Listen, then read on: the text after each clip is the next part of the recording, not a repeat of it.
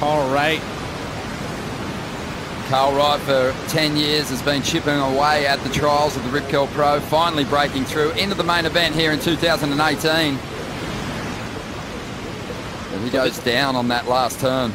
His first real attempt here at the Rip Curl Pro. He did end up winning over Jack Perry, who very strong local contender here. As you take a look at the replay here, that foamier second wave, hoping for it to go into some cleaner water.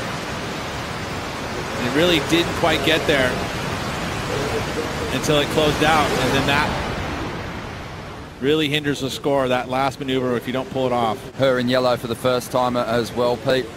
What are your thoughts? Do you think Julian's going to rise to the occasion? I think he has enough experience that these pressure situations, even a yellow jersey, isn't really going to do much. Well, he's up once again. He only had a 2.57 on his first wave. That one's not going to count for much. Really, to me, depends on how much practice he's had to lead up to here. Well, Joan Duru is going to be the danger man in this heat for Julian. So strong on the backhand, had a good performance here last season. And already linking together some pretty solid moves there. Yeah, the ocean knowledge of Joan Duru, as well as his talent combined, is really what makes him so dangerous, is that he knows how to surf heats, he knows how to choose waves, he can dissect a lineup so well. Duru here just looks a little less hurried than, say, even Thomas Hermes and Mikey Madonna in that last heat. So you watch the replay here. I mean, that wave there did not have a whole lot of going on the outside section, but he saw what was going to happen down in the inside section. When you're not there in a jersey trying to earn that spot and just waiting for your competitors. Well, he won that opening exchange. He banked to 5.5. He's out in front. And here he is on his second wave, just pushing a little hard there. Well, you think about this 3 events that you have here in Australia. It's so important to at least pull one solid result out of that. 4.67. Cruising through to the inside now. Waiting for the wave to do its thing so he can bank something a little more high impact. And even though he was just biding his time and flowing all those moves together, then that wave just didn't cooperate for him, did it? It's the tail above the lip, and all of it's always being seen. It's never hidden anywhere. You see this one there, last second he goes up straight up vertical just to accentuate that turn. Again, even his weaving and his transitions between sections, it looks good and clean, looks flowing. That wave, potential-wise, didn't have a high scoring potential, but he surfed it to whatever it was that it was given to him. That event went really quickly in the waiting period, so we had that break. Plus, we have a little bit of a break already kind of factored in because of the schedule for Easter. Well, here is Julian once again, so trying to better a 2.57 now. Gliding through a couple of nice big turns to get started here. Hooks again. Getting more committed with every effort as he comes through to the inside. He just wants to finish this one off. You can see Carl doesn't quite have the quality of those big moves. So he doesn't risk too much on the end section. But there was definitely some big hooks on that ride as Joan Duru heads onto the inside and lets go of a big backhand vert.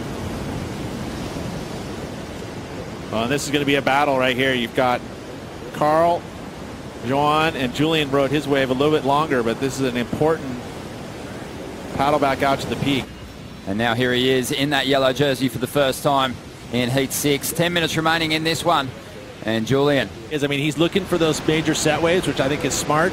His wave choice has been pretty good. He's been on some good waves, but he just doesn't quite have that same firepower that you see from the Championship Tour surfers. Julian has an opportunity, obviously, to go back-to-back it, but it's not going to be easy for him.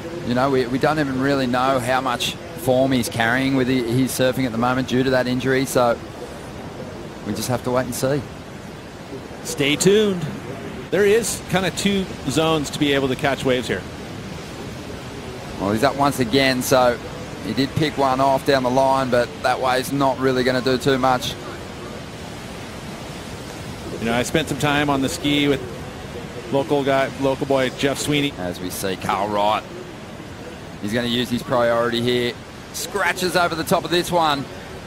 He's still in this heat. He needs a 6.36, but a bit of time behind the white water here is not going to work well for him.